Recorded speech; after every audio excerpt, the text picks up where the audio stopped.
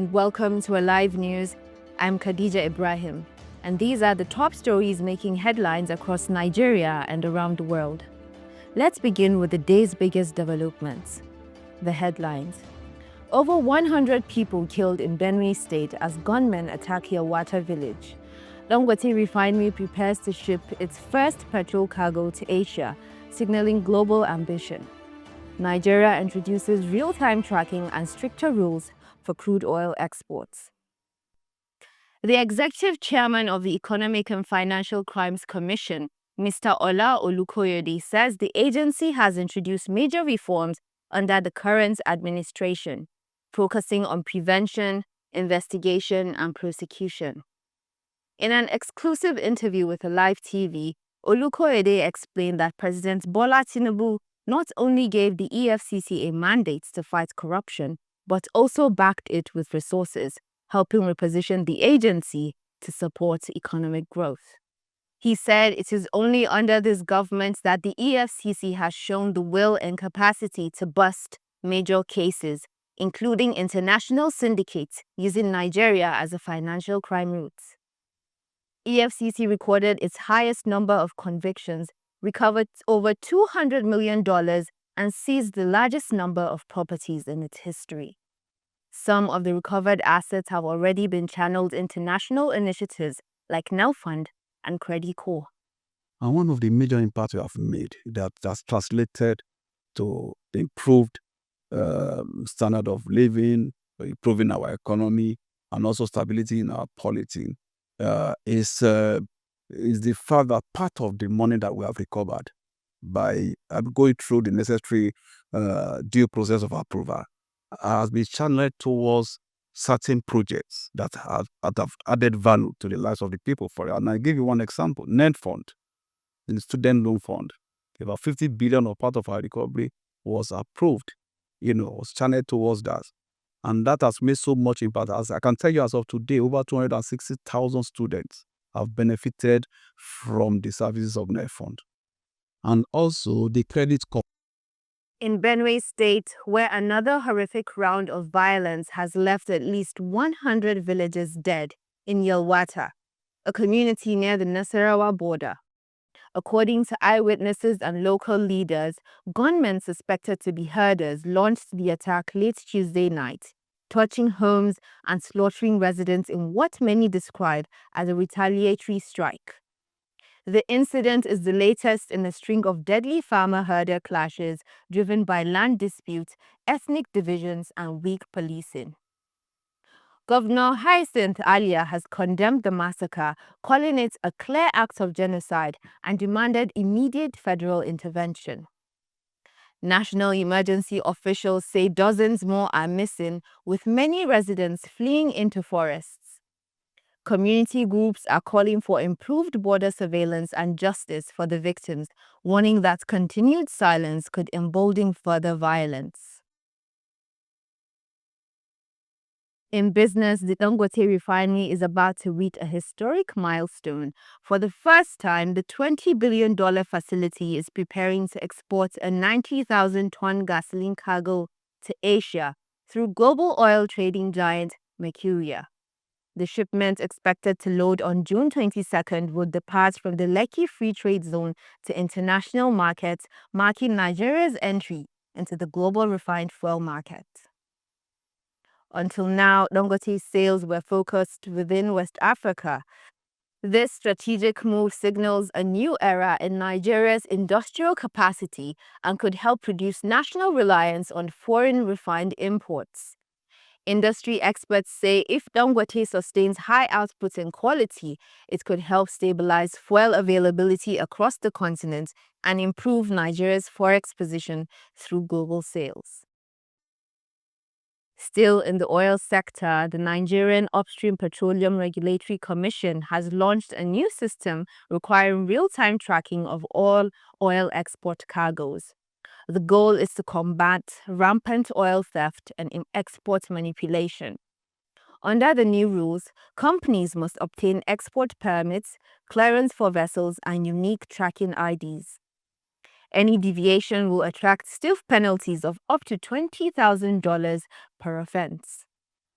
The commission says the new policy will restore investor confidence and help account for every drop of crude leaving the country. Analysts agree that Nigeria loses billions annually to export irregularities, and this bold step may finally bring some transparency to the industry. Meanwhile, Nigeria's rare earth metal sector received a major boost as Hastings Commodities unveiled a new $400 million processing plant for minerals like neodymium, lanthanum, and cerium. These rare earths are essential components in electric vehicles, smartphones, wind turbines, and missile guidance systems.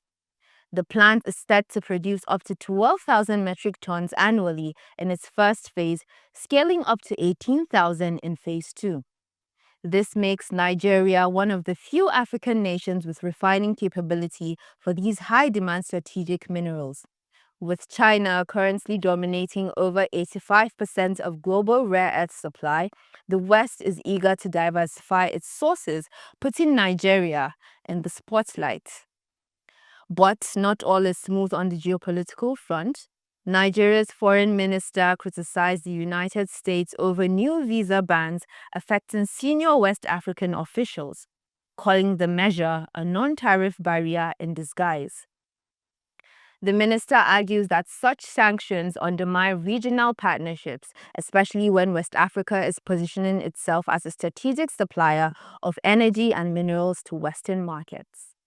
Diplomatic tensions are quietly brewing, with insiders warning that this could affect U.S.-ECOWAS negotiations on joint mining ventures, security training, and energy deals.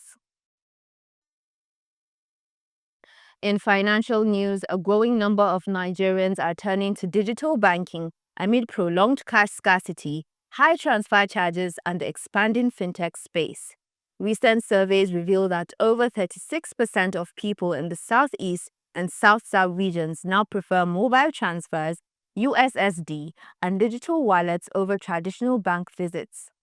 While this marks significant progress in financial inclusion, it also highlights a growing urban-rural divide. Analysts say older citizens, people in remote areas, and those without smartphones risk being cut off entirely. The central bank is being urged to expand digital infrastructure and improve financial literacy to prevent exclusion. In a major post-conflict development, Syria has successfully completed its first global SWIFT transfer since the civil war began, marking a step toward reintegration with international financial systems.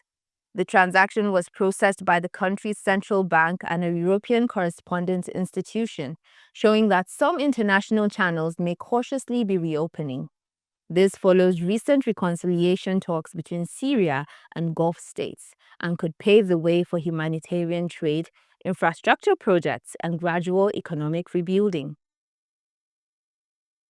Let's now shift to the currency market, where geopolitical uncertainty is rocking Asia. The Indian rupee has weakened sharply, hitting a 3-month low of 86.72 rupee to the US dollar.